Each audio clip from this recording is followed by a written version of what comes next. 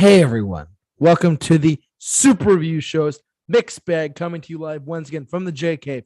And as always, we the best podcast. I am joined, as always, and forever will be, my podcasting brother, Bill Murphy.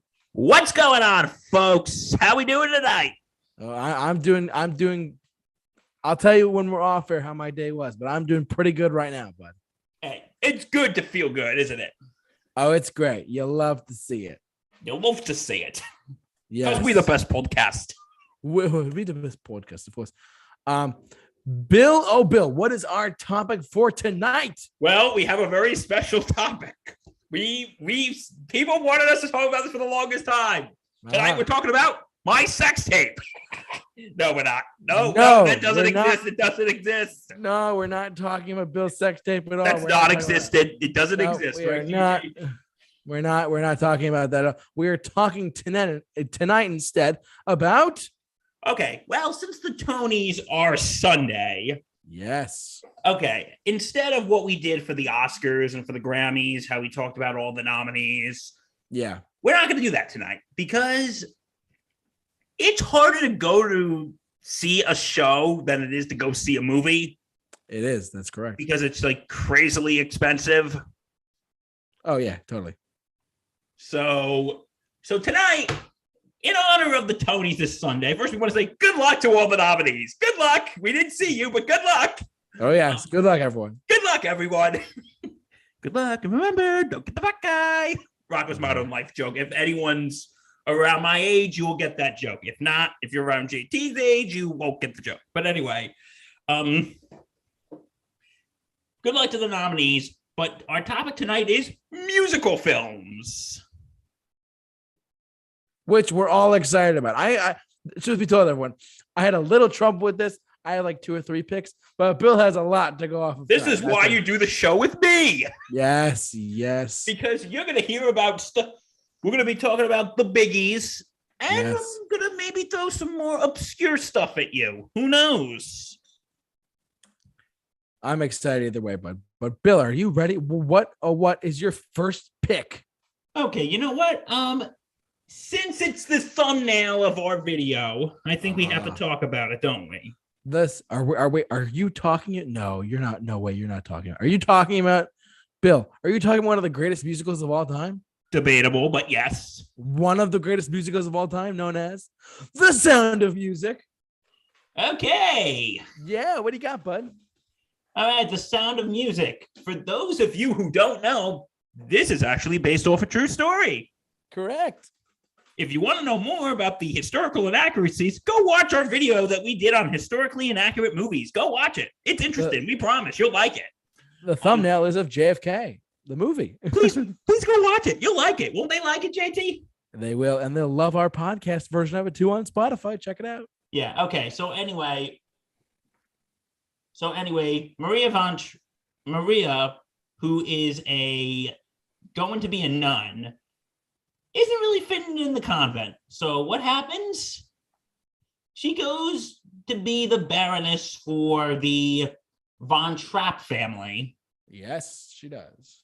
For the Von Trapp family, played by the late Christopher Plummer, who just passed away last year. Oh, and Maria is also played by the great Julie Andrews. Yes, who is one of the goats of all time, one of the greatest. Yeah, and she just seems like a lovely person, too. Super lovely. Love to hear it. I'm sure she's a lovely Brit. Julie, if you're watching, we think you're absolutely lovely. And please come on our podcast, because we the best podcast. Ain't that the truth, ladies and gentlemen? We the best podcast. Anyways. Remember, everything sounds better in a British accent. But of course, anyways. But anyway, okay. That's fine. I'm going to stop before this gets crazier than it should get. Yes. She becomes the governess to their 9 children, I think. Well, let's just say they have a lot of kids. I think it was 7, but I could be wrong. 7. They're Catholic. They pop them out one at a time. But anyway, I can make that joke. I'm Catholic. But anyway, me too. But go ahead. We can make that joke. But anyway, it's just Rodgers and Hammerstein music, which it's nice. But you know what? Okay, JT, are you ready for an unpopular opinion? Ready for the unpopular opinion. Here we go. I think The Sound of Music is slightly overrated. Dun dun dun. Come at me, bro. Bill Murph27. Come at me. At gmail.com. No, that's my Twitter handle. Oh, sorry. My Twitter. At him at Bill. Anyways. Yeah, so. Or just Bill. I'm kidding. Okay, I don't hate it. I don't hate this movie. I don't. I try not to hate movies. Well, there are certain movies I hate, but we'll be here all night if I go through that list. That could be another topic. Most hated movies. Yeah, but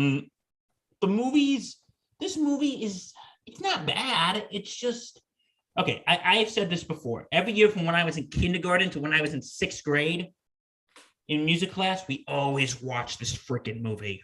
Oh yeah, totally. So I've watched it about 6,387 times. Unfortunately, but that's okay.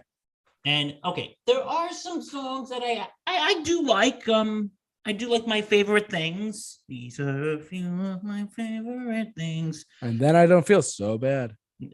I like the opening song. And this was actually one of the last works which I think Oscar Hammerstein worked on. I think he actually passed away during the production of it. Oh no, okay. And so Richard Rodgers had to pick up a lot of the slack. Yeah. But anyway, some of the music's not terrible. It's just I hate that. So and a lonely goat herd. God, I freaking hate that song. It's all good. The one with the puppets. Yeah, that's why I'm slightly creeped out about puppets, folks. Well, this movie was made in 1964, 5. Yeah, it came out by shot in 64, though, if you think about it. Yeah, it was shot in 64. Yeah, it's all good. If you want more info, go watch our Historically Inaccurate Movies podcast. Go watch it. It's interesting. It's incredible, guys. Check it out. It was actually an incident because Georg and Captain Von Trapp and Maria were not like how they were in real life. Oh, no, they weren't. Captain Von Trapp was actually more quiet. He was more toned down, and he was actually very quiet. Maria was a few fries short of a Happy Meal. You got to use it one more often. Sorry. You never heard that saying before? No, that's a good one. A few fries short of a Happy Meal. I like that one. Yeah, she threw things, she screamed, she wasn't the Julie Andrews in real life. She was, I don't want to say the word crazy, but she was not exactly. No, she was not the actress that's the character we know we are. So. She was not exactly all there. Right. So yeah. Yeah, what are your thoughts on the Sound of Music? Honestly, I really like this movie. I mean, okay, I wasn't like, listen, you're entitled to your opinion. This is America. Everyone's entitled to their own opinion. I hate this movie. No, I'm kidding. I actually really do like this movie a lot. Yeah, when I think of musicals, this is actually one of the first ones I personally think of. Is The Sound of Music, but still recovering from a cough, guys. I'm good. But I do. How much more iconic can you get with The Sound of Music? For those who are listening up, if you look up on Google The Sound of Music or stream it, like the promotional art, the posters and whatnot, like it's a really iconic, like Julie Andrews just like flinging her arms in the air and whatnot on the posters. It's a really iconic film of its time back in 1965. So, I think it's really good. Does it stand the test of time? For a lot of people, that is with Do Re Mi and whatnot, and Do, a deer, a female deer. I mean, that's those have become like staples and classics amongst society, truthfully. And what's the one? Do you like the one? You are 16 going on. Is that one good or no? In your opinion? It's okay. It's a little schmaltzy, but it's not the worst thing I've ever heard. It is. We got to remember too. It's of the time as well. When they made the film, it is like it was 1965. So, or the musical that came out in. When did it come out? Oh, that came out in the 50s. Correct. Well, that's a different time period completely too. So there you go. But I mean, overall, I do like this movie a lot. I mean, is it like perfect in my eyes for the time? Yeah, but like, does it hold up over time? Sure. Would I watch it on a daily basis? No. And But it's still like 3 hours long too. It's a long. Let me look up the runtime. And by the way, long movie. I have this movie doesn't answer a big question. What? How do you solve a problem like Maria? But I'm pink. That is a very important question that needs to be answered. I agree. Questions need to be answered. Movie, come on. Yeah. How do you solve a problem? It's 2 hours and 54 minutes for those who are keeping track at home. Oh, no. I know what you're thinking. No, we're not doing it. We are not doing it. So not doing it. Coming this fall to a YouTube screen near you, the movie commentary of The Sound of Music. Anyways. And hopefully that's going to be the week where Bill is away in Vegas, so he will be here. Or we could do it over the summer and have all your pleasures satisfied. Hopefully it'll be the weekend of 4th of July when Bill's not here. Please have it be a weekend when Bill's not here. It's 3 hours. Oh, we did The Godfather. That was 3 hours. What's The Godfather? You know what? Okay, folks. Do you want us to do a commentary on this? We're gonna let the lovely voters decide. Hopefully. Kid you not, I'm gonna put up a Twitter poll after the show, after it's up on YouTube, and I'm gonna say, should we do a Sound of Music movie commentary with Bill? Yes or no, and see what happens. So check it out. Let's do it the weekend that Bill's in Vegas. So whatever. So Bill will be doing some Vegas things, and probably when I come back, JT, half of those things I won't be allowed to talk about on air. Well, yeah, did I mention I'm going to Vegas? Yeah, you did. Yeah, but anyway, so okay, folks, do you want to see it? Yeah. Do you want to see Bill, JT, and I do it? If the voters want it, JT, we got to give them what they want. The tweet has just been sent. So if you're listening to this now on Spotify podcast, simply follow us at Super Review Show on Twitter, and you can select the poll and say yes or no on our Twitter. The tweet is up now. Check it out. So anyways. Hey, we're in the entertainment business. And you know what the number one rule of the entertainment business is, JT? What? Give the folks what they want. Exactly. So if they want it, we'll do it. And it's a 7-day poll. You got plenty of time to pick. You got one whole week, folks. One whole week. Okay, so you like this? I'm sorry. You like this movie, or? I do. Backtracking. I do like it quite a bit. I enjoy it. Let's put it that way. And to each their own. Yeah. I'm not judging you outwardly, at least. I'm judging you silently. But yeah. Yeah. Sound of Music. That's a great way to kick off this episode, isn't it? Oh yeah. Whoa. In such a high note. Let's start from the very beginning. A very good place to start. Okay. So over to you, my friend. What do you got? Well, Sound of Music was the first one I get. I'm going to pick one that Bill is going to hate even more. And this is going to be our next movie commentary coming to you from in the next coming weeks, truthfully. We're going to talk about Grease. No, we're doing this. Oh, yeah. Why can't you do it the week I'm in Vegas? I don't want to do it by myself. It's a movie commentary after all. Okay, how much alcohol am I going to need to get through this? However much you need. But we don't promote drinking, folks. We're just saying. We promote responsible drinking. Don't drink and drive. Yes, I agree. Get an Uber or stay at your friend's house. Yes, be responsible. We promote responsible drinking here. Be a DD if you can. Don't drink. Be a friend this summer. Friends don't let friends drive drunk. Exactly. Grease. You want to hate on it first, and then I'll love it? What do you want to do? Here comes a Bill full-fledged rant, ladies and gentlemen. 3, 2, 1. Sign of the cross. I freaking hate this movie. Here comes the hate. It's so freaking cheesy. It's just so okay. My reasons for disliking it are very, disdain and are very set. God, I feel like I'm giving a campaign speech right now. Bill 2024, I'll get shit done. Anyways, and you know who's going to be my running mate for that campaign? Who? Dr. Matt Hemsley. Dr. Matt Hemsley, because he's Dr. Matt Hemsley. But anyways, go ahead. Shout out Matt Hemsley. So anyway, Grease. I just don't really find this movie entertaining, and I don't know why.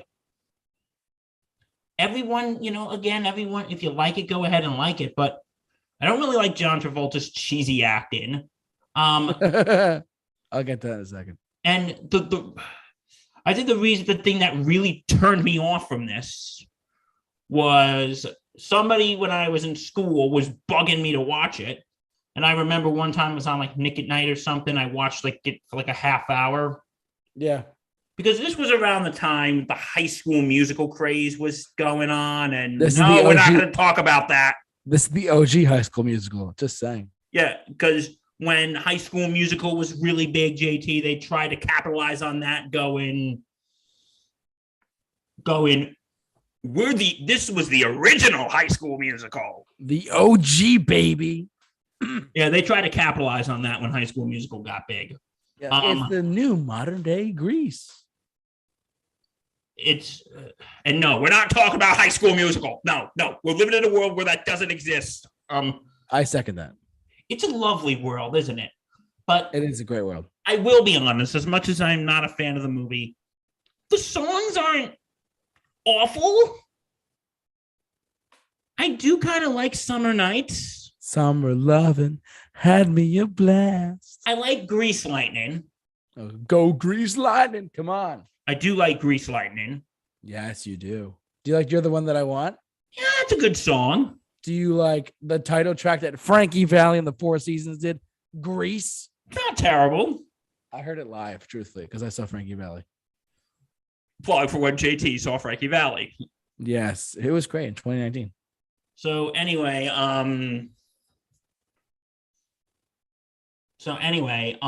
but Grease.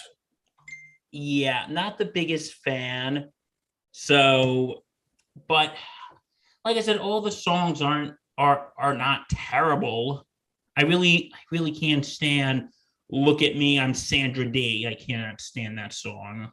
That's a rough one. But you know what? Like I said, listen, I'm sure he's a nice guy. I'm sure John Travolta is a very nice guy. But he is, from what I understand. I'm sure he's a really nice guy. And I'm really sad that he lost his son in 2009. He lost his wife last year. I really feel sorry for him. But I'm not the biggest John Travolta fan. Really, Bill? Tell us why. I'm not a big fan of his acting. Not even in Pulp Fiction? I like him. Pulp Fiction's one of the few movies I actually like him in. All right, that's fair. Everything else. Did you know outside this, John Travolta actually did have a top 10 hit? With which one? It's a song called Let Her In. Oh, from the movie? No, just on his own. Well, good for you, John Travolta. This has been Random Facts with Bill. Random Facts with Bill. Random Facts with Bill. Oh, yeah. What do they win if they get that right? They win your respect. If you can guess the song that he parodies, I know what it is. But if you can guess that song and guess the chorus of what song it is, you'll win his respect. And isn't my respect the greatest prize of all? It is, Bill. It's a wonderful prize. We love to see you win my respect. Yes, we get to win Bill's respect. But if you can guess it, you can tweet us and call us at 1-800-GOT-BILL. Yeah. Okay, I yield the floor. JT, your thoughts on Grease? I love it. I think it's actually JT, I am really questioning this friendship right now. Oh, no. I'm sorry, JT. I think it's best we see other people. I guess we swiped left on this one, buddy. Oh, my God. Anyways, truth be told, everyone. We swiped ultra left on this one. Yes, we swiped like super ultra left swiping right there. Anyways, I do love this movie. Summer Nights, classic. You're the one that I want. Olivia Newton-John's like first number one hit compared to Let's Get Physical. And truthfully, it's if you take Grease for what it is of the time, it is a very silly movie. Yes, I said silly, everyone, but it is a really like. Truthfully, it's a good end of the school year summer blockbuster film to watch if you look at it in that context. But I'm going to throw a little hate on it. The car at the very end flying away, that just does not make sense. But everything else is like it's summer loving, had me a blast. Like the songs make sense, like Sandy at the drive-in. If you have not heard the Grease soundtrack, get on it. Aside from the songs we mentioned, it's a really solid soundtrack. There's covers on there of a couple of their songs. It's really good. But I love if you're looking for a summer movie that is like as like a musical like film, watch the Sound of Music. Watch Grease, because Grease is a really solid, fun, just all around fun flick. Truthfully, if you're listening to me out there, somewhere on the internet, and somewhere on Spotify, somewhere on YouTube, listen to me for a sec. You're going out with a girl, and you want to watch a really fun movie that might actually, the movie ends with them together. So if you're on a first date in the summertime and you're doing your thing, watch Grease, because you never know what's going to happen after that. I'm not saying anything specific, but I will say, Grease, you've done your job, because Grease is the word. Okay, I do. Grease is the word, the word. Yeah. Evan, you try to slightly convert me now. Fun fact, Bill. You know who actually wrote that song? Not Frankie Valli. You know who actually wrote that song? Who? Barry Gibb of the Bee Gees. Really? That's interesting. This has been a fun fact with JT. I'm working on my song. Don't worry. And if you guess a parody of that, you win his respect. Damn right. But I really think it's all around fun movie, summer flick, classic 70s summer flick. The soundtrack is great. John Travolta's acting fits what I think the character was going for. Olivia Newton-John has never sounded better as a singer. And Grease is the word, everyone. So there you go. What do we have next, my friend? Okay. So you know what? We're going to the I got two classic ones I want to talk about right now. What do you have today? Okay, we're going back to one that I haven't seen all of it, but I have seen a good chunk of it, and that is The Music Man. I have no idea what this is. You're gonna have to talk to me about this one. Okay, so The Music Man is actually a I think the movie came out in like 1964. Okay. So it's about a guy named Harold Hill, not Henry Hill. This is not Goodfellas. But anyway, Harold Hill is a con artist who comes to a small town to build a marching band of young boys. But he's trying to do this, but he's just trying to get everybody's money, and so he can leave. And anyway, and this probably includes one of my favorite musical numbers. It's called "You Got Trouble." Oh. When he's trying to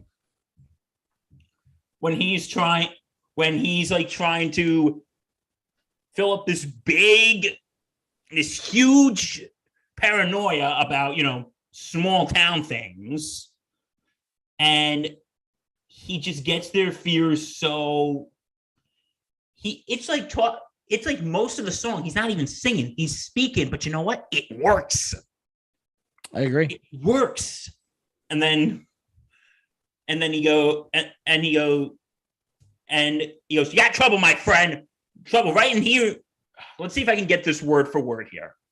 All right, folks, I might fail at this, but please still like me. But anyway, "You got trouble, my friend. Oh, right here in River City. Sure, I'm a pool player. Mighty proud to say it. I consider the hours I spend with a cue in my hand are golden, but mature at a keen eye. You got trouble, my friend. Right here in River City." And then the best part of the song is, "Mothers of River City, heed my warning before it's too late." No, trouble, trouble, trouble, trouble. And they're all going, trouble, trouble, trouble. Does your son buckle his knickerbockers below the knee? Trouble, trouble, trouble, trouble. And then Does he have a dime novel in the corn crib? Cover from Captain Billy's whiz bag. Trouble.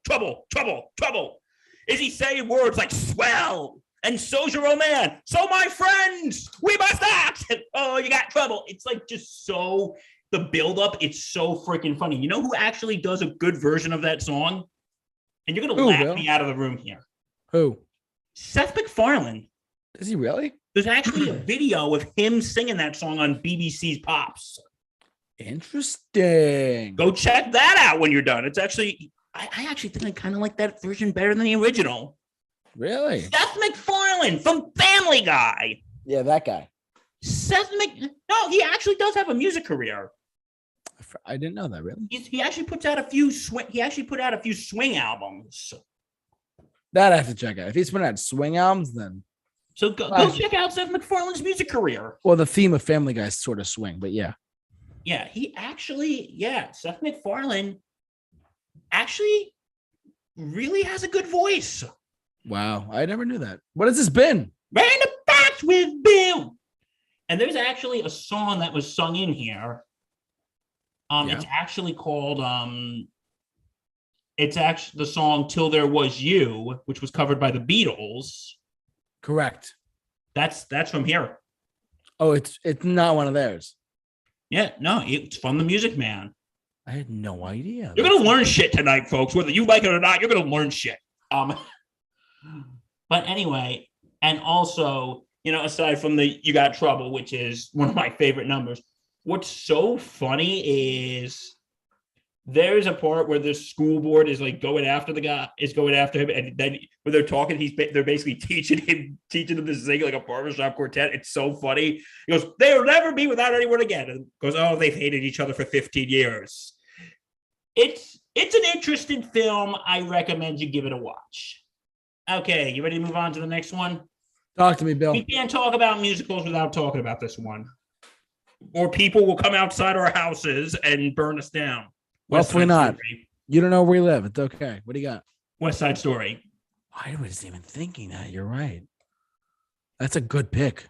Okay, I haven't the new one and the original. I haven't seen the whole new one yet. I've seen parts of it. I have not seen. I love the original one, but I have not seen the newest one. I've seen parts of the original one. I mean, of the new one. I've seen all the old one. Yeah, I've seen the old one completely, but the new one I heard was like Best Picture nominated, right? Yeah, it was Best Picture nominated. Yeah. And Ariana DeBose, who was in West Side Story, is actually hosting the Tonys this weekend. How about that? And also one of Dr. Hemsley's favorite facts on Earth. One of Dr. Hemsley's favorite facts. She is one of the three actors to win an Oscar for playing the same role. That's incredible, really? Yeah, Rita Moreno won playing that same role in 1961. I had no idea. That's incredible. The other two who have accomplished that feat were Marlon Brando and Robert De Niro for playing Don Corleone in The Godfather 1 and 2, and Heath Ledger and Joaquin Phoenix for the Joker in both The Dark Knight and Joker. Right. Shout out to Dr. Hemsley on that one. Yes, shout out to our good man, Dr. Hemsley. So anyway, so for those of you who haven't seen West Side Story, here is, the story. It takes place on the West Side. The West Side of New York. You have two gangs. The Jets and the Sharps. One of them is Puerto Rican American. The other one is white. But Tony, who's one of the Jets, falls in love with Maria. Mm-hmm. Got another musical involving a girl named Maria. How do you solve a problem like Maria, everyone? Or you just met a girl named Maria. That too. Oh, we're making a lot of puns tonight, aren't we? That's very punny of you. Where's Mike Rifkin when we need him? Yeah, Mike, anyway, where are you? Mike, we need your puns now. But anyway, so, and you know what's like just so interesting about it? It's like even the opening, there's really like no singing, it's no lyrics, it's do do do do do do do. The snapping. Yeah. And then there's the dancing, which is very, very impressive. It is. I mean, the choreograph and both the original. I mean, I didn't see the new one, but it looked incredible. The choreographs. Yeah. Do do do do do. The rumble. Do do do do do do do do do. Yeah, but the songs are absolutely amazing. This is basically a retelling of Romeo and Juliet. Wow. Yeah, this is West Side Story is a retelling of Romeo and Juliet. I forgot that actually. And the music was written by Leonard Bernstein, and the lyrics are written by the late great Stephen Sondheim, who just passed away this November. Stephen, we miss you. Don't worry, folks. I'm talking about another Stephen Sondheim musical a little later. I'll talk about another one. Don't worry, Sondheim nerds. I got it. Bill's got it. He's got you. I got your back. What was the runtime of the first one? I think it was like a little less than 2 hours. Because this one is the 2021. I haven't pulled up for everyone. The 2021 version was 2 hours and 36 minutes, but the original one was the runtime was 2 hours and 33 minutes. I wasn't sure if there was a big difference or not, but that's just my curiosity there. So yeah, like everyone knows the music from all songs from all of these. Yeah, and they even people who don't or live outside like the tri-state area or the New York area, they still know this because of the movie. The whatchamacallit. I Feel Pretty. Yes, Oh So Pretty. Oh So Pretty and witty and very witty. Anyways. And also and There's a Place for Us. The song There's a Place for Us. That song. Yep. And at Ariana DeBose's acceptance speech at the Oscars, because she is the first Afro-Latina, not straight person to win the Best Actress, right? The Best Supporting Actress. And she said, for people like me, there's a place for us. Exactly. There you go. And yeah, but West Side Story, and because you know what? How there was like a remake of it. I think it's how it basically has become how I said West Side Story was actually basically a version of Romeo and Juliet. Right. And how Romeo and Juliet has different adaptations and stories. Mm-hmm. I think once you think about it, West Side Story might become like that. It might have like a different telling. Like this version has a more modern feeling. Has a more modern feeling of the original story. It does, and I didn't see the remake. I mean, I felt like an idiot for saying that because I heard it was incredible. But thank you, Steven Spielberg. But first off, when I said they're remaking West Side Story, and then they showed the trailer for it, I was like, oh wow, that Spielberg's actually going really in depth. People go nuts over it. They'd be like, oh no, how could you do it? And then sure enough, Steven Spielberg, the GOAT director. Sorry, everyone who likes Nolan. Sorry. Nolan is not the greatest of all time. Steven Spielberg, Stanley Kubrick, Alfred Hitchcock, those are the guys who are the greatest.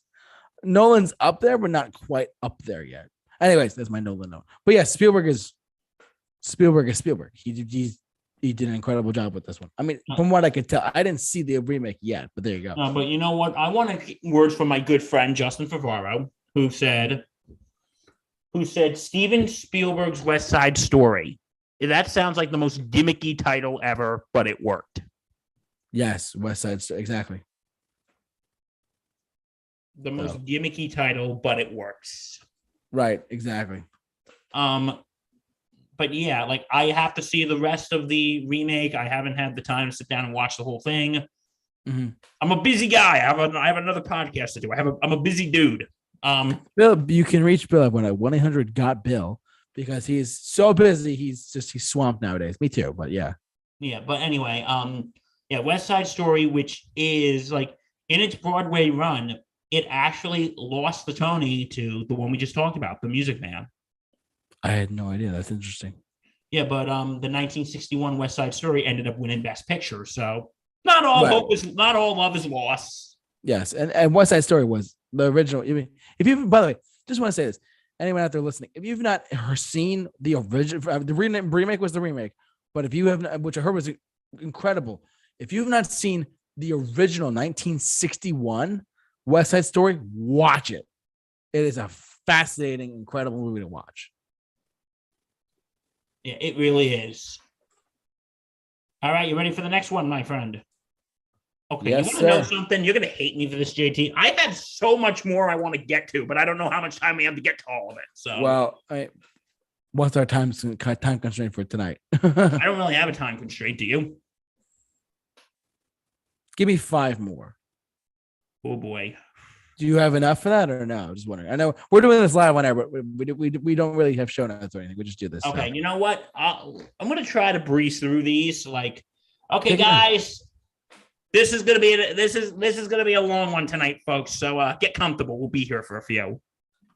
6-hour show. No, I'm just kidding. We both do that. Good God, no. 6-hour podcast. Check out our overrated movies podcast. It was 3 hours long. And that was a fun time, though. It was. I was. Anyways, or check out my Super Bowl 2021 pregame, which was 5 hours. How the hell did we do that and not kill each other? I don't know. That is still a mystery to this very day. Yes. Any other comments for West Side Story, really quick? No, I'm good. Okay. Just if you haven't seen it, check it out. Seriously. Okay. Now, here's what I think you might really like, my friend. We're talking about, have you ever seen Little Shop of Horrors? I have not, but I know what you're talking about. Well, guess what? We are talking about it. We're talking about Little Shop of Horrors. I mean, it was also a Broadway play, right? It was. Was it a play first and then a movie or vice versa? Yeah, it was. Okay, all right. I wasn't sure. And yeah, so Little Shop of Horrors tells the story of Seymour, who meets a plant and names her Audrey too, after this girl who he's in love with named Audrey. But she has a boyfriend who's an abusive dentist. Okay. I just want to say the dentist song is absolutely hysterical. I was actually ironically at the dentist today, and I'm thinking if my dentist has that as his ringtone, I don't know whether to laugh or be absolutely terrified. Right. But anyway, more on that in a second. But the plant actually ends up being from outer space. Oh no! And it's that thing over there. Yeah. For those of you who don't know what we're talking about, just Google for those you're listening to us on podcast. Excuse me, everyone. I'm still a little sick. Just Google Little Shop of Horrors. And you know who actually did the voice of Audrey too? Who? Levi Stubbs from the Four Tops. Get out, really? Yeah, that was Levi Stubbs from the Four Tops. But he unfortunately passed away, 10 years ago now? Yeah, he passed away. And you know who the music was done by? The Four Tops. Well, no. Oh, who? Okay, if you're not a big movie or musical nerd like myself, the people who wrote this movie, Alan Menken and Howard Ashman. What else did they do, bud? You may remember them. They actually also did the musical to a lot of the Disney Renaissance films, such as Little Mermaid. Little Mermaid, like Aladdin, Lion King, stuff like that. No, they didn't do Lion King. That was Elton John and Tim Rice. Oh, correct. Sorry, yes, my bad. They did Beauty and the Beast. Right. Yeah, Little Mermaid, Beauty and the Beast. Yeah. And Aladdin. And Menken did write some more stuff with Disney, but unfortunately Howard Ashman passed away in 1991, either 90 or 91. Oh. He had AIDS. Over 30 years ago. But but in their pre-Disney theater days, this was before the mouse. Before Broadway and Disney merged. Before they were official employees of the mouse. Yeah, literally. Yeah, but the songs here are absolutely fantastic. The Little Shop of Horrors and the Dadoop. and the daddy and the feed me. Does it have to be human? Feed me. Does it have to be about feed me, Seymour? Feed me all night long. And the dentist song, funny story about that actually. Alan Menken, his father was actually a dentist. His father was a dentist, and he actually came from a long line of dentists. Oh, wow. And he was the one who broke the chain and went into composing. But anyway, Alan Menken actually wrote the song because the dentist himself is addicted to laughing gas. Right. And Alan Menken's father was actually the president of the board to promote the safe use of laughing gas. And he actually, because these were the days before CDs, we had cassettes. He actually sent a cassette to his parents of that song, of him playing the dentist song. Mm-hmm. And his mom called him, yes, honey, we heard your song.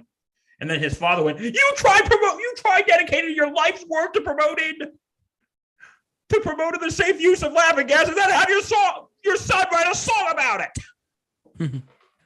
He said, but then over time it grew on them, and now they love it. Great. But anyway, yeah, use laughing gas safely, guys. Use it safely. Yes, don't unleash it on a bunch of people.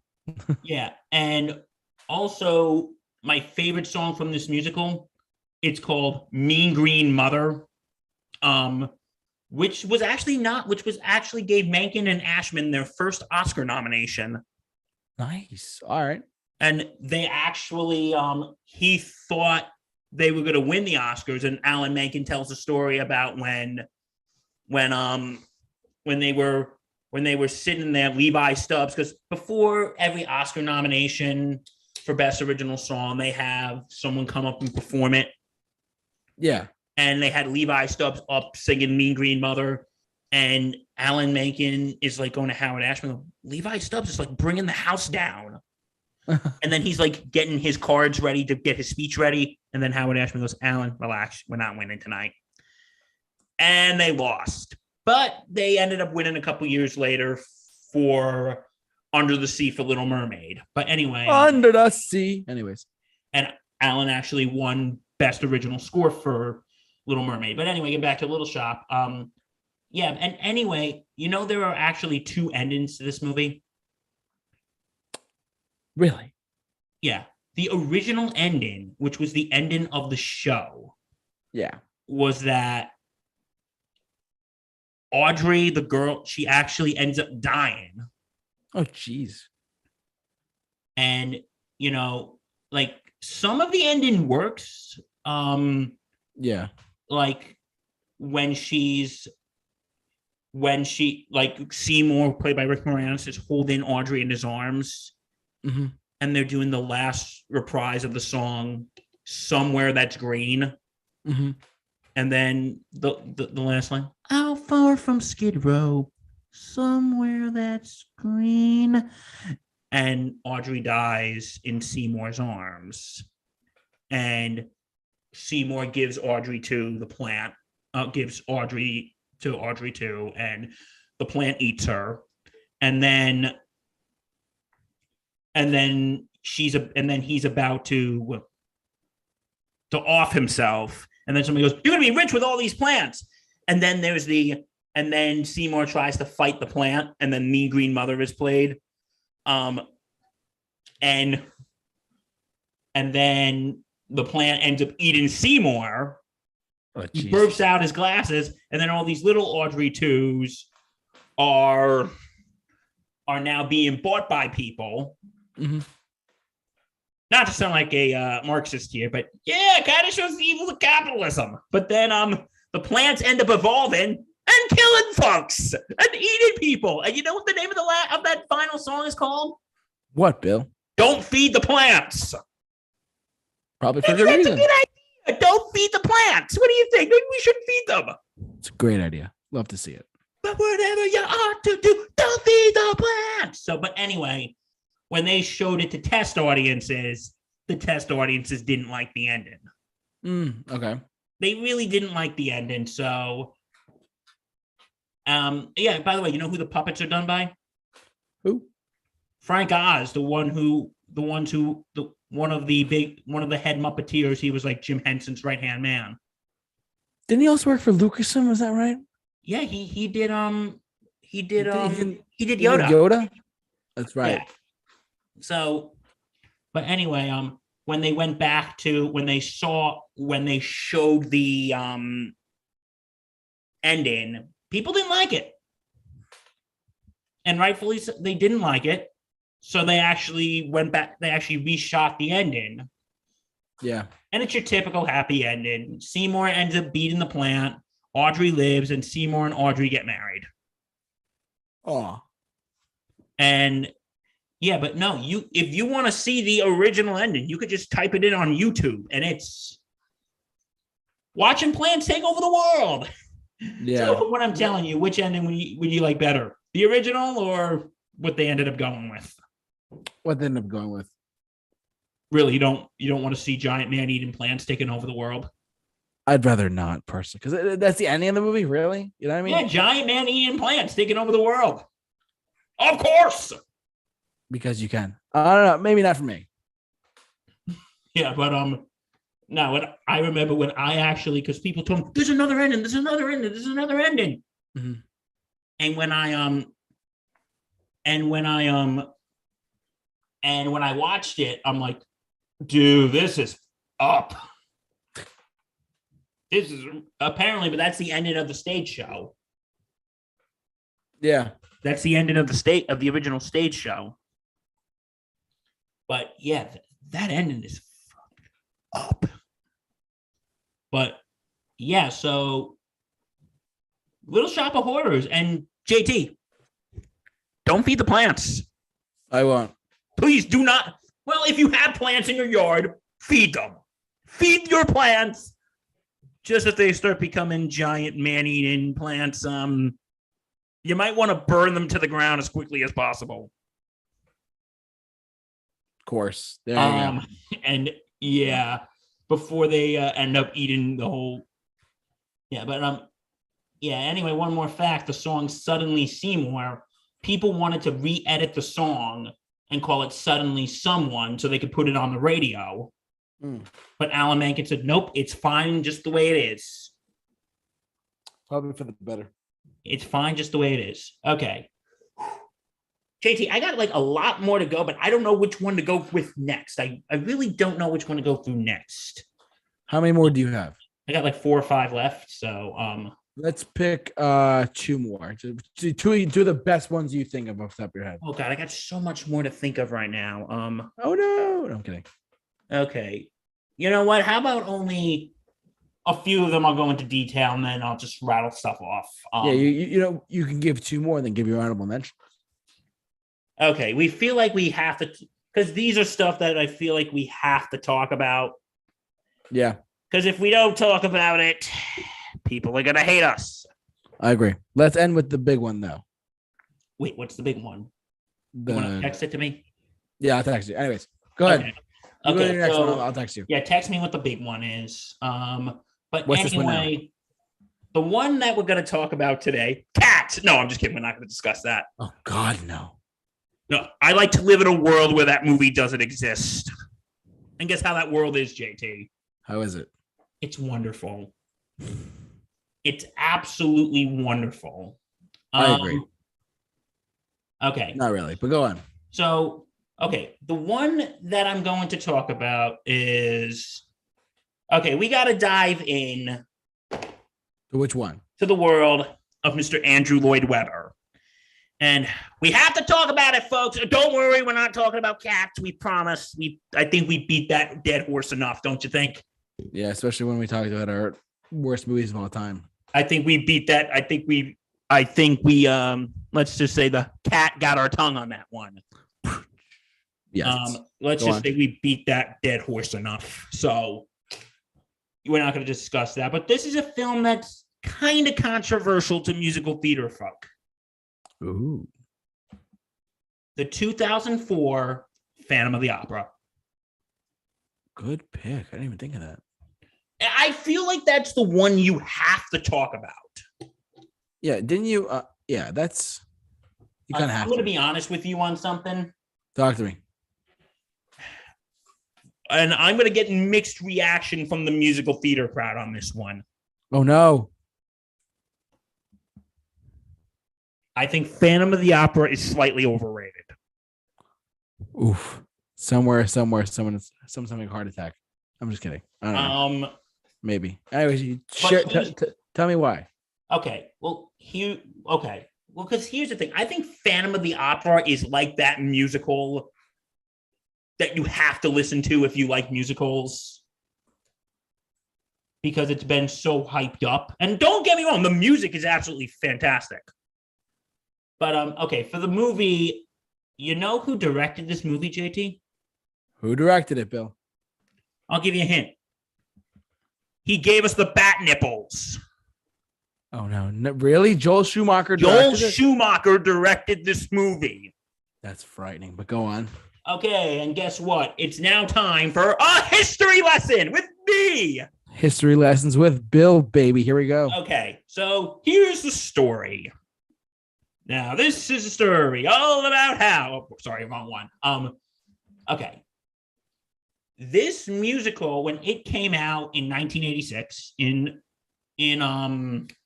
London, and then it came over to the U.S. in 1988. And it ended up being a huge, huge hit. And still is. And as you know, a film adaptation was inevitable. The film rights were bought, and they were thinking about, I think, filming in like 89 or 90. It was going to star the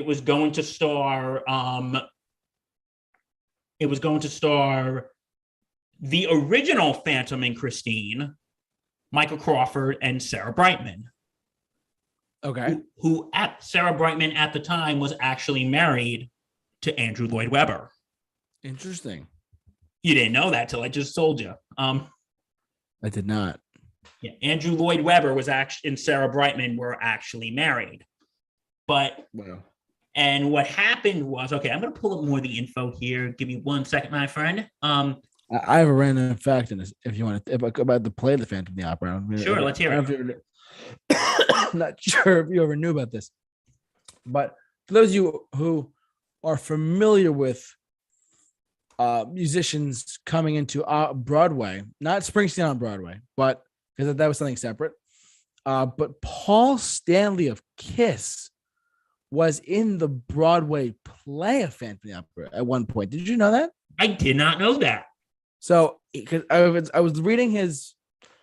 Truthfully, if you're on a quick side note, everyone, if you love autobiographies and want to know more about someone's life that's like famous, or whatever, this is a good autobiography to get. Paul Stanley of Kiss, the rock band Kiss, who I just saw a couple weeks ago back in Hartford, Connecticut, on their farewell tour.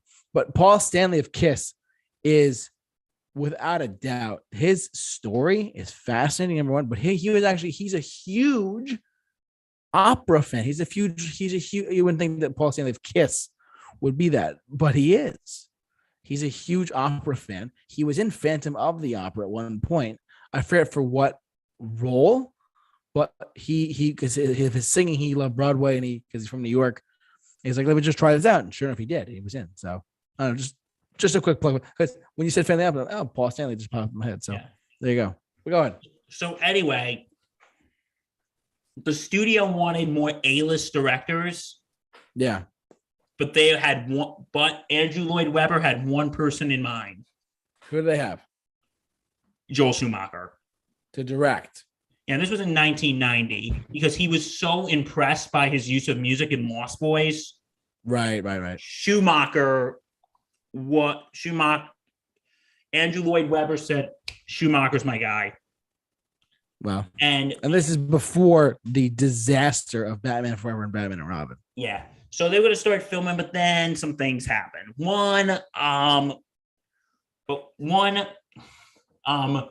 Andrew Lloyd Webber and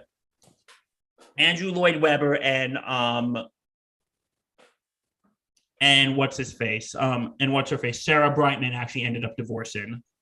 Oh, bummer. All right. And so he had to get that taken care of. And when Andrew Lloyd Webber was like, "All right, Joel, I'm free now," and then Joel Schumacher, "Oh, sorry, Andrew, I got more projects I got to work on."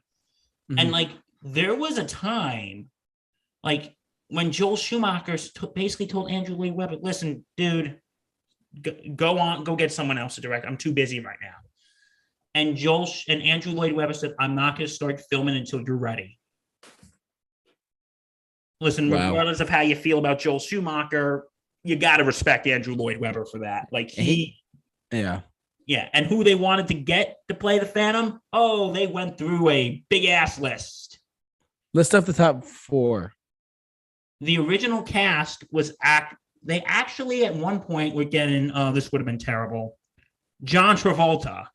Oh, we just talked about him. So sing once again with me. Yeah, Christine, sing with me. I'd be like, shoot me. Just put me out of my misery. Oh, God. But then they were thinking about going with Antonio Banderas, which I actually think that would have worked. He's good. I actually think that would have worked.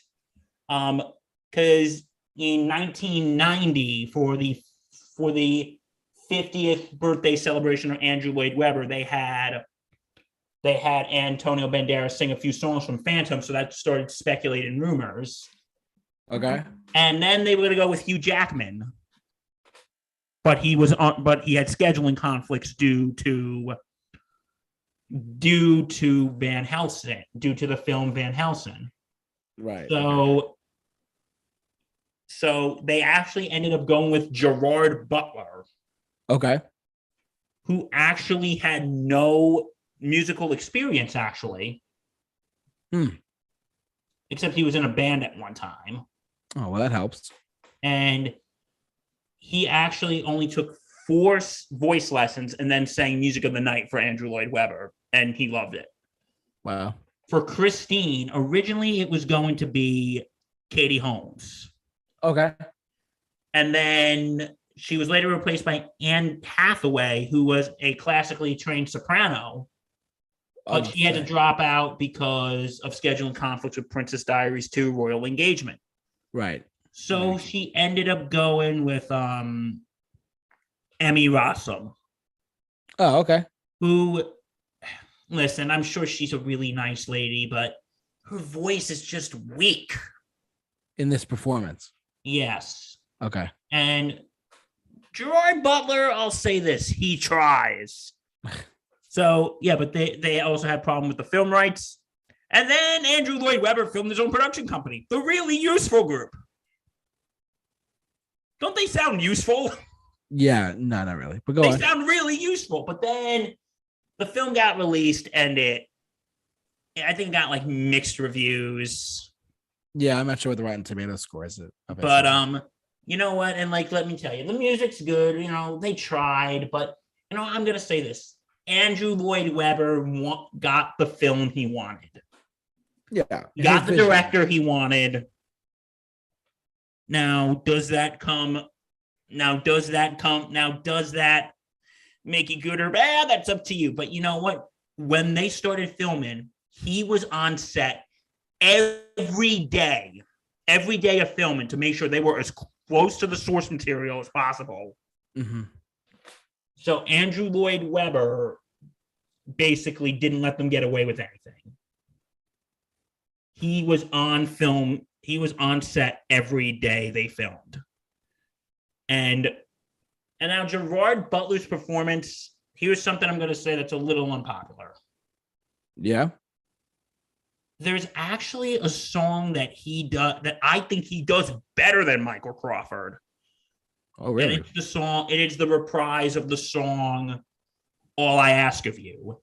It's when Christine and Rolf are singing their love to each other, and the Phantom overhears. They run away, and the Phantom is just holding the rose, and he's just in tears when he sings. He's like, "I gave you my music and let my song take wing, but now you betrayed me." and it just sounds like he's in so much pain. And like, yeah, come at me, nerds. Yeah, come at him. Just kidding. Come at me, musical theater nerds. Snobs. Just kidding. Yeah, come at me, snubs. But yeah, the movie itself is kind of so-so, but at least Andrew Lloyd Webber, again, he got the film he wanted. Whether you thought it was good or not, that's up to you. But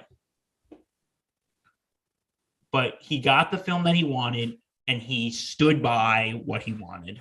And yeah, so that is my thoughts on Phantom. And yes, Joel Schumacher ruined 2 franchises. Rip. Just saying. He ruined Batman and he ruined the Phantom. Like, what was he going to do? Put bat nipples on the Phantom? Oh my God.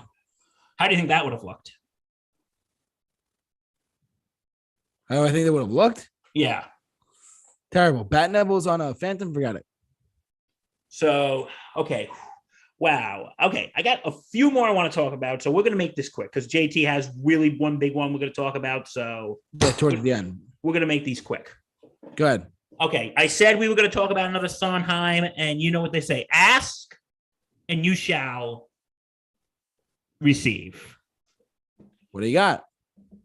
Okay. And this includes our dear friend, Mr. Tim Burton. Oh, boy.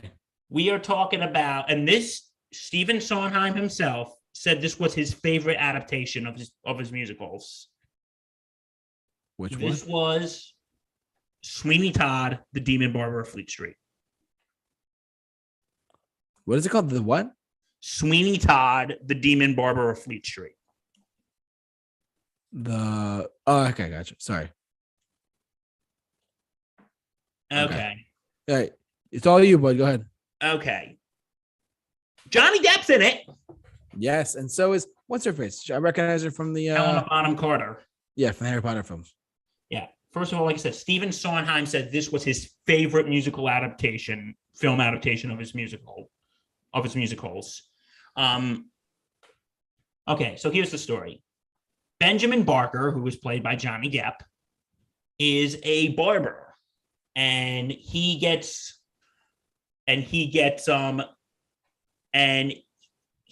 is married to a beautiful woman named Lucy, and they have a baby together, picture perfect life. But then what happens is the judge, who is played by the late Alan Rickman. Yeah, Alan Rickman's involved in this. Oh boy. The judge lust after Sweeney's wife. Yeah, this is a pretty dark story, folks. Lust after Sweeney's wife. So he basically sets up a crime, frames Barker, sends Barker into exile so he can get with Barker's wife. Oh, geez. So years later, I think this is like 18 years later, Benjamin Barker comes back to London under the new name Sweeney Todd. And he's trying to meet up with his wife. He's trying to find his wife and daughter, but he can't find her. So he runs into a lady who he used to be on the roof of her shop, Mrs. Lovett, played by Helena Bonham Carter. Mrs. Lovett is a meat pie, fills some meat pies, and then Sweeney's like figuring out, well, where's my wife? Where's my daughter? Okay, I'm gonna have to kind of censor what happened for the YouTube audience. Yep, go ahead, censoring away. Apparently, after Sweeney was sent into exile, the judge was trying to get with his wife, but she turned down his advances and he's told the story that one night the judge did some non-consensual things to her. Oh God. And then the story that she offed herself. And Now, their daughter is actually the judge's ward. So Sweeney goes into absolute just madness, and he wants to get revenge on humanity, including the judge. Mm-hmm. And so what's his big revenge scheme? Okay, this is a little graphic. What do you got? He runs a pie shop. He's on the top of it. And when customers, he takes the blade, and I'm giving you a visual aid here, and sends them down to the pie shop, and she bakes them into pies. Now you probably think, for liking this, you probably think I'm a sick bastard. No, not really, but anyway, but now there's this kid who becomes basically like the assistant of Sweeney Todd, and he falls in love with a woman, and you know who that woman ends up being? Who? His daughter. Oh wow. Joanna's daughter. Joanna, Sweeney Todd's daughter. Oh wow, okay. But she's under the ward of Judge Turpin, played by Rickman. And in one of the scenes that everybody talks about, he's getting ready, and Sweeney is getting ready to do his, you know what he wants to do to him. He doesn't want to just give him a shave. He wants to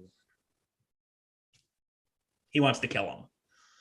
And then there's that song. Okay, there's a song that they sing together. It's called Pretty Women. Okay. Not the Roy Orbison song. It's a great song, but yeah. No, you know what's so good? The song is just so mellow and menacing. Mm-hmm. He's just going, pretty women, silhouetting, pretty women. And he's like shaving, and Johnny Depp and Alan Rickman have some pretty good harmony going. And it's just because it's such a mellow and common song. But then you hear it, it just builds up with pretty women. Yes, pretty women, sir, pretty women. Like, you know what he's getting ready to do. He's getting ready to slit his throat. And then the guy who's in love with Sweeney's daughter comes and goes, Todd. Oh, shit. Okay, not these exact words, but he's like sitting there. Am I interrupting something? Okay, I'm trying to add some levity here. Be like, hey, Anthony, I'm a little busy right now. Can you come back in like 20 minutes? Yeah. Come back in like 20 minutes. I'm a little busy right now. Okay, see you later. Where was I? Oh, yeah. Pretty women. But the music itself is really good. And like, listen, Johnny Depp is not a trained singer. I think he was in a band at one point. He tours with Aerosmith sometimes, believe it or not. Yeah, but you know what? I think being in a band and being in musical theater are two totally different things. Oh yeah, 100%. And in this musical itself, yeah, 95 to 99% of the dialogue is sung. That's crazy. If you think about it, that's actually pretty crazy. Even for someone who is a professional vocalist, that's a lot of vocal stress. Even someone who's a professional singer, that's a lot of vocal stress. Yeah, even like who actual singers, yeah. Yeah, but someone for like Johnny Depp, who is not a professional singer, that's got to be more than stress. That's got to be like hell on the vocal cords. Oh, I'm sure it is, 100%.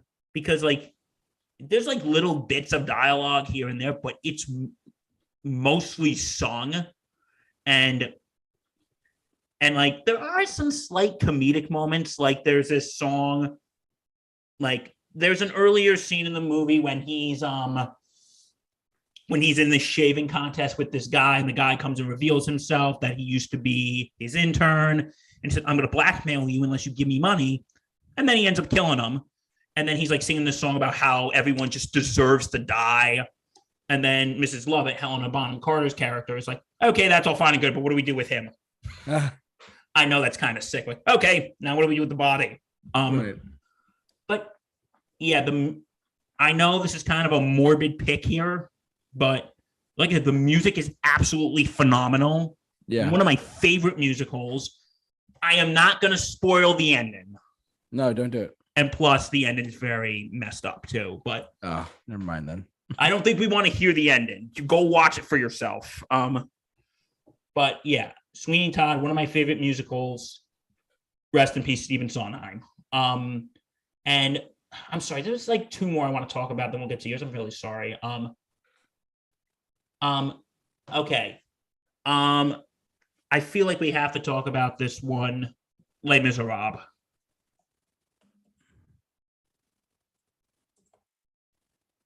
Talk to me, bud. Okay. I'm surprised I didn't think of this, but go on. We swiped right. Yes, well, for finally all night. Okay. This is one of my favorite musicals. This is about it's 19th century France. Jean Valjean, played by Hugh Jackman, is in a prison labor farm. Mm-hmm. And you know what his big crime was? What? He stole a loaf of bread. Yes. It must have been some pretty damn good bread. Must have been good bread, exactly. And then with Jean Valjean, Javert, played by Russell Crowe, which I actually don't think Russell Crowe was that bad in the movie. But anyway, he gets out of prison, and then years later, he's on the run because he committed another crime. And then he becomes the mayor of a town. Don't ask me how that happened. No, this is actually based on a book that's longer than the Bible. Jesus, really? Les Miserables, the book, is actually longer than the Bible. That's crazy. Well, because there's a lot of backstory too that they cut out for obvious reasons. Right. But anyway, so anyway, he goes to the town. There's this young woman named Fantine, played by Anne Hathaway, who it's found out that she has an illegitimate child. And she gets fired from her job. And to end up supporting her child, she becomes a prostitute. Oh, geez. Okay. And she ends up becoming a prostitute. And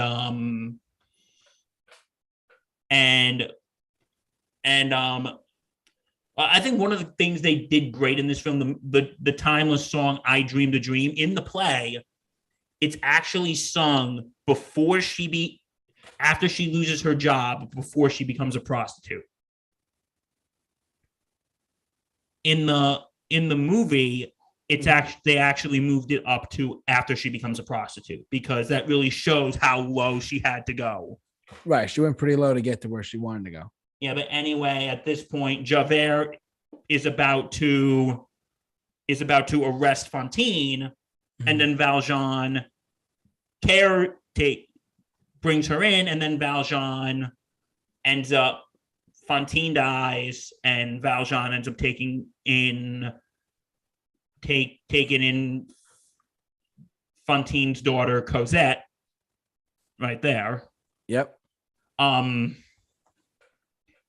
And then flash forwards to years later, Valjean's still in hiding. She took care of Cosette. She falls in love with a young man named Marius. And you know what? I'm not going to explain the whole thing because we will literally be here all night. And it's very convoluted. Mm-hmm. I remember one time I was explaining the plot of it to my mom. It took me like 20 minutes to explain the whole thing. Yeah. It took me 20 minutes to explain the whole thing. So we're not going to do that. But anyway, the music is great. And I know a lot of people shit on Russell Crowe. Yeah. I actually don't think he's that bad.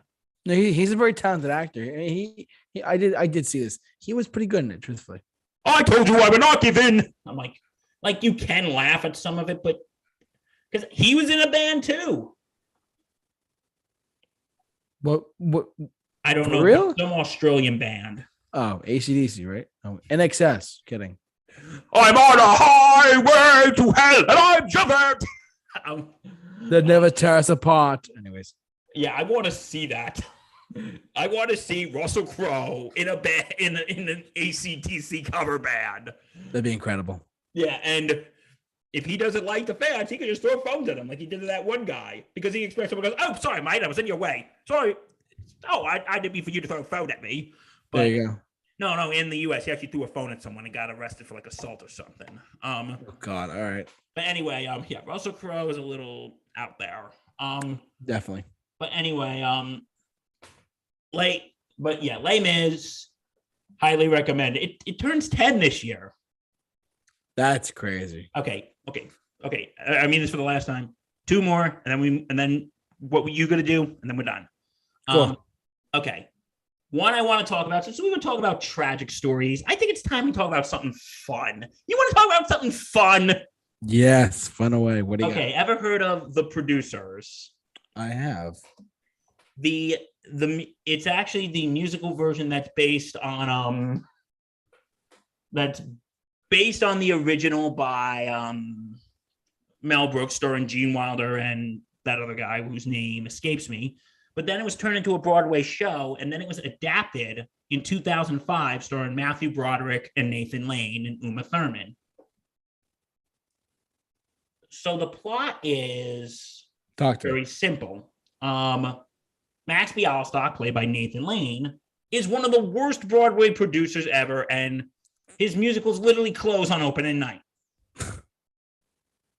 They literally close because they're that bad. Jesus. And so then he meets with his accountant, Leo Bloom, played by Matthew Broderick. Mm-hmm. And he goes, you know, you'll have more flop than with a hit. And then he comes up with the big scheme. Okay, Justin, I do this perfectly. Okay, step 1, find the worst play ever written. Step 2, hire the worst directors in town. Step 3, hire the worst actors in town, and I raise $2 million. $2 million? $1 million for you, $1 million for me. There's a lot of little old ladies out there. Step 3, open on Broadway. No, step 4, open on Broadway. And before you could say step 5, we take our $2 million and go to Rio. I dig it. And it's just, it ends, and they end up finding the worst play ever. You know what the play is called? What?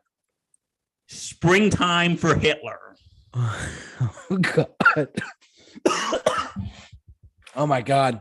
Springtime for Hitler. Wow. And, okay, you know, I'm going to be honest. I love Mel Brooks, but I guarantee you with today's world, I don't think they would. No, in 1967, it would have. Well, even in 2005. But Mel, The thing is, it's like Lindsay Ellis, formerly the Nostalgia Chick, made a video about how Mel Brooks did a good job satirizing Nazis. Right. And you know,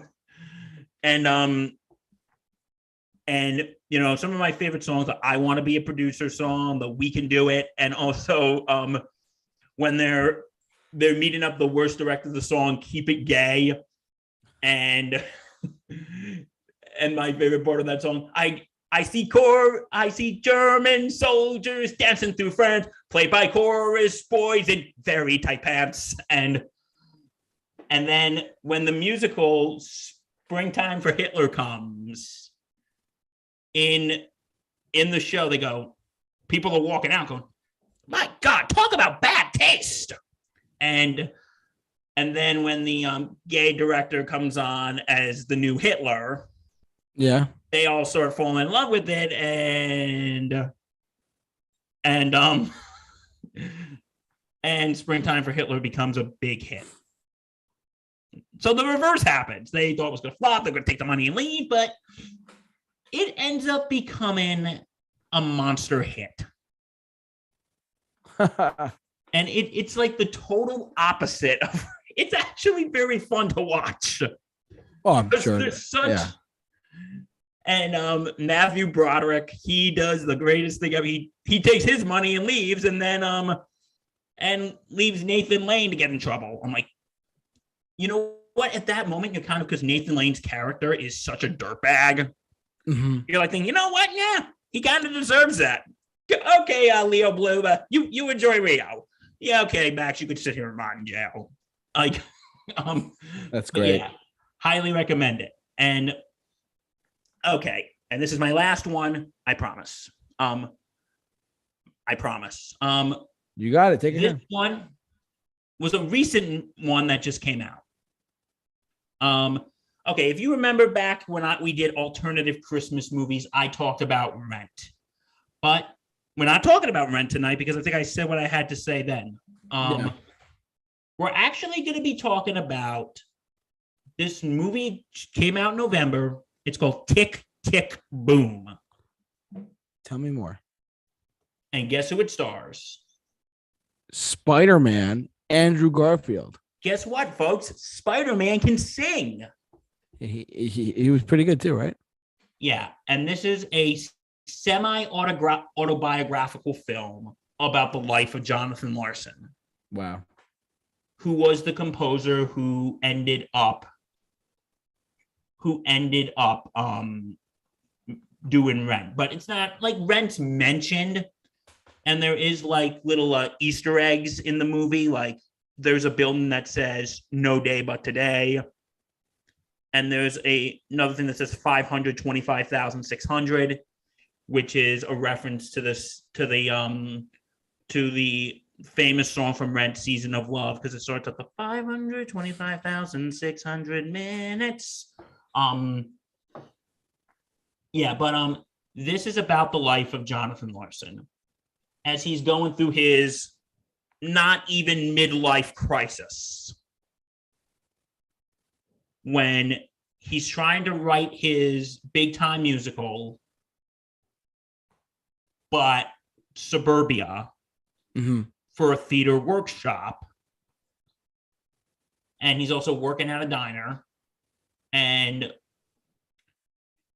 on top, like the musical Suburbia, which is which is basically like a musical version of 1984. And he's going on with that, and Tick Tick Boom was an actual play, but they actually stretched it out more because it was supposed to be a semi-autobiographical film about Jonathan Larson. And Jonathan Larson, played by Andrew Garfield. Andrew Garfield does a really good job. Like, who knew Spider-Man could sing? Yeah, Spidey can definitely sing, boys and girls. Like, and he's going through this midlife crisis. He's like, in 9 days, he goes, in just a few days, I'm doing my musical workshop. And then in 3 days, I'm going to be 30 years old. Dun, dun, dun.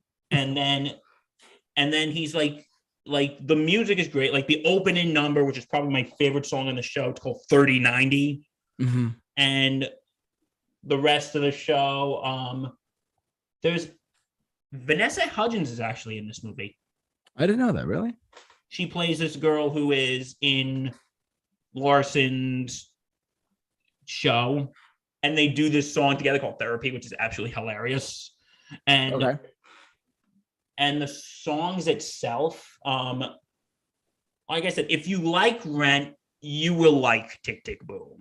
Awesome. I think it's kind of relatable too, because we all feel like at that point in our lives that we failed and we're going nowhere. And he feels that way too when who actually attends his workshop? His hero, Stephen Sondheim. Okay, really? Yeah, that's a real life story. Stephen Sondheim actually was basically served as a mentoring role to Jonathan Larson. That's so cool. I didn't know that. Because Stephen Sondheim was actually mentored by Oscar Hammerstein. Oh, wow. And Stephen Sondheim believed, I want to pay it forward just like Oscar Hammerstein did to me. And we'll get back to Sondheim here in a second, but it is Jonathan Larson's story. And like after Suburbia fails, he said, you know what? Because there's a scene goes, well, what do I start doing? Goes, you start writing the next one. which ended up being Tick Tick Boom. And and then after Tick Tick Boom, which was a moderate success, he started with his magnum opus, which was, of course, Rent. Yep.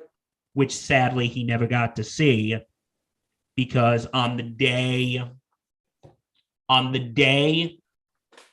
it was supposed to premiere, like, he came back from a late night rehearsal, make some tea, he passed out, and unfortunately on the morning the show was supposed to premiere in previews off Broadway, Jonathan Larson sadly passed away at the age of 36. Oh, that's upsetting.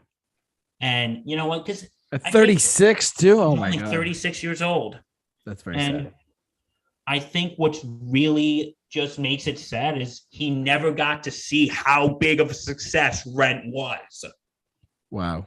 He never got to see it. And that's very sad if you think about it, because when they have like it's like when creators create something, they have like, you know what I mean? When creators create something, they actually, and not seeing their full dreams come to fruition when they were alive. It's kind of sad if you think about it. In the off-Broadway preview of Rent that night, like the day Jonathan Larson died, because his family was actually coming out to see the show. Yeah. And they got the call that he passed away, and the cast was like, should we can we still go on, or do you want to postpone it? Because I think John would want you guys to do it. And they stripped it down, no costumes, they just would stand around and sing the songs. And because I watched a documentary on this, but there's two moments that really hit me when they were talking about in the documentary. One, which is my favorite song from Rent, it's called One Song Glory, which is the character Roger is singing about how his time is coming to an end and his life is wasted. It kind of makes you think about how John Larson died so young. And Jesse L. Martin, later known for Law and Order, was in the show, and he was singing the song "I'll Cover You." And they said at the end of the show, you could hear a pin drop in the theater, and somebody stood up and yelled, "Thank you, Jonathan Larson." Wow. And like I said, Andrew Garfield's performance is great. And what's I think is so funny about Tick Tick Boom is in the beginning, they're like, all of what happened in this movie is true, except for the parts that John made up. There you go.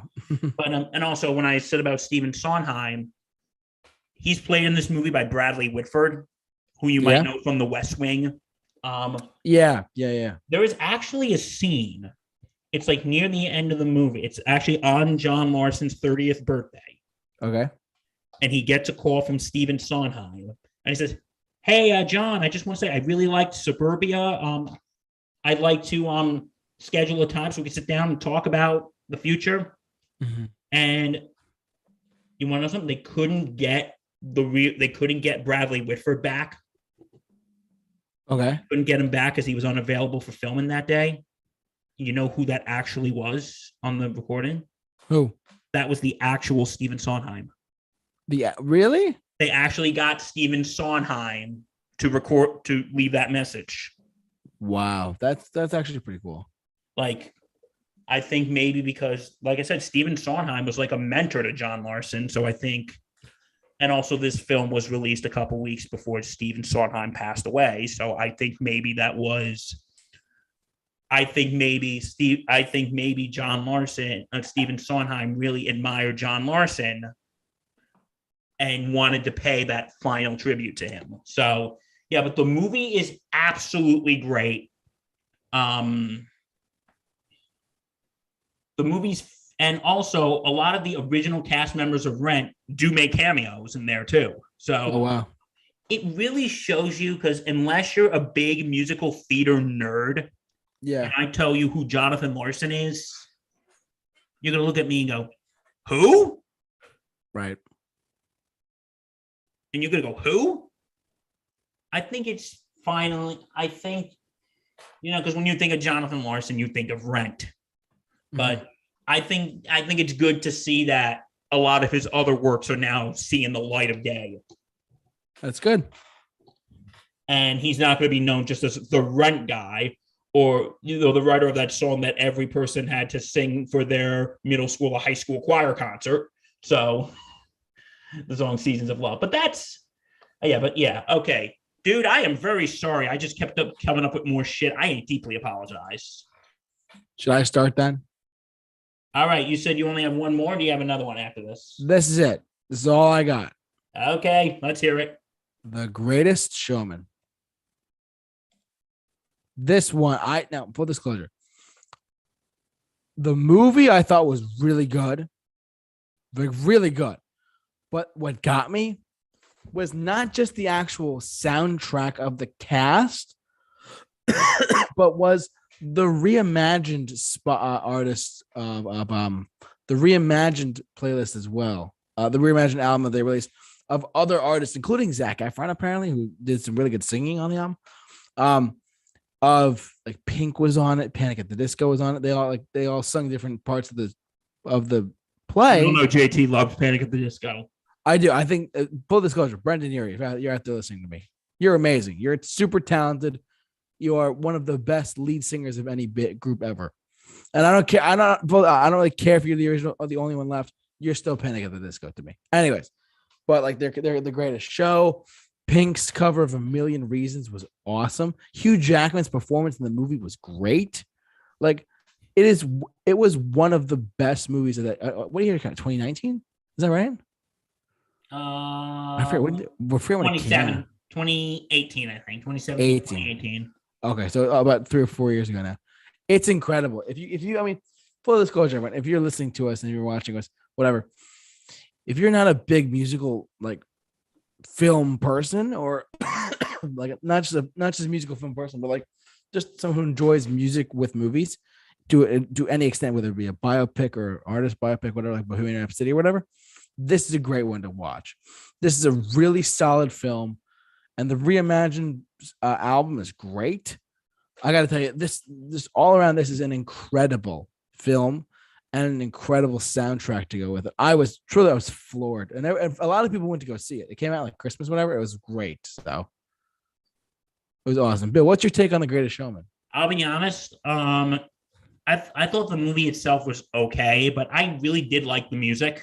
Yeah, the music was very, I mean, all the way around. Didn't Zac Efron actually sing it? Is that right? Am I looking? Yes, my favorite song actually has him in it. It's the song "The Other Side."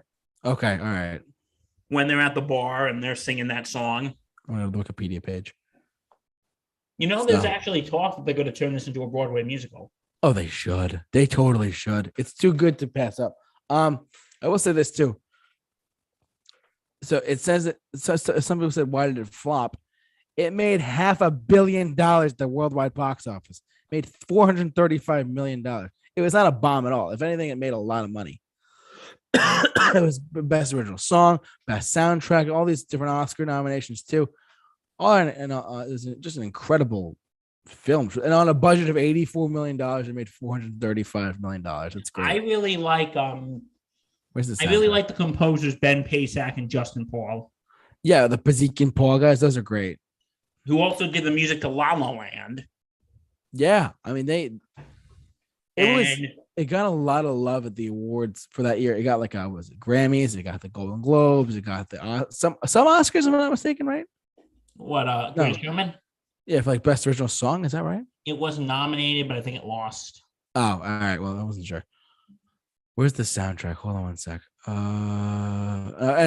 Anyways, I thoroughly enjoyed this, and it's on Disney Plus now. If you think about it too, so because Disney acquired Fox.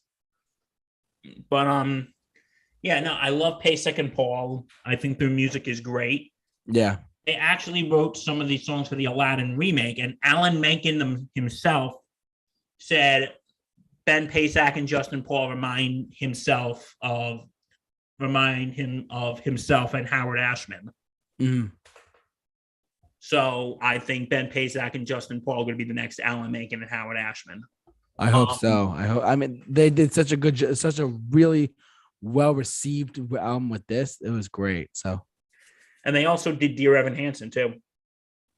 I didn't know that. How about that? And I didn't see the movie, but did you know, announced today, Dear Evan Hansen this September's closing. Oh, that's a shame. On Broadway? Yeah.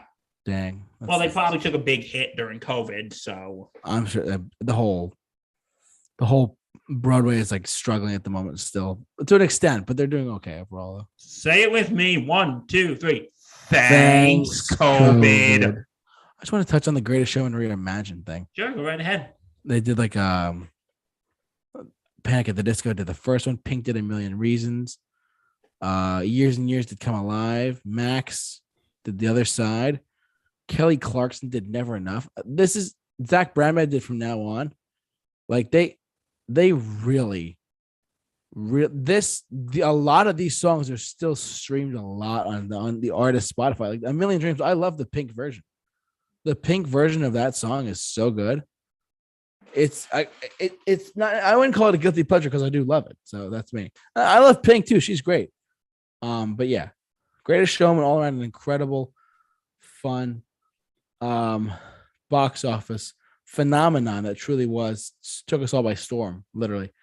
Do you have any other ones by chance, or are we good? You know what? I'm just gonna rattle things off and not go into detail.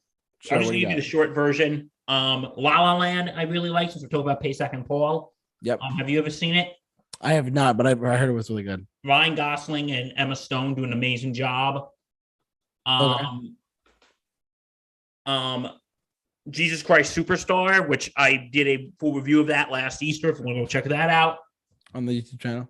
That is my favorite Andrew Lloyd Webber. And there was a Rat Pack musical I was thinking about. It's called Robin and the Seven Hoods. I don't know if you've ever heard of it. I have not, no. It's actually about it's actually one of the, I think it's the only, I could be wrong, the only Rat Pack film that doesn't have Peter Lawford in it. Oh, wow. Because Frank Sinatra and JFK were fighting at the time, and Peter Lawford was actually married to one of JFK's sisters. Oh, I see. Okay. So there you go.